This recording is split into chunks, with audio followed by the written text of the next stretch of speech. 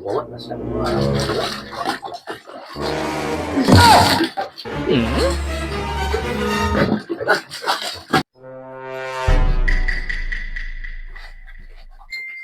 Lamig. Wala sa ako ni. Grabe mo. Inamos ako. Mamaligo kasi malamig. Saan ka ba pupunta? Ha? Saan ka pupunta? Ay, sabi ni Parimara yun. Ay, ano kami sa pando. Aga-aga niya na. Garti doon eh, Kwan. Pastor, may punta doon kami. Kayo talaga, palagi lang nang hindi ka nauubusan ng birthday para lang makapag-inom. Lamig. Ba't di ka na lang kasi maligo? Lamig nga, inamos lang ang mula kasi umiyak pa. Mamaya na tanghali maligo pagdating ko eh. Eh, ganun din. Lamig.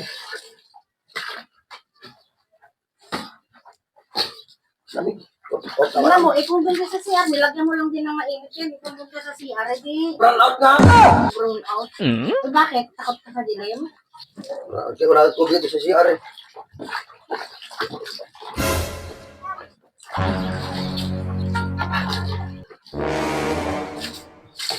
Oo, pwede maligo.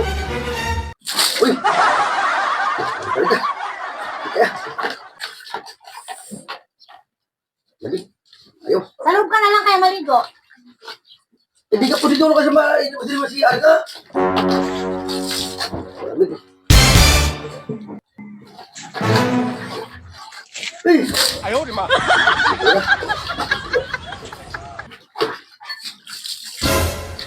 Ay. Bawat na siya mga...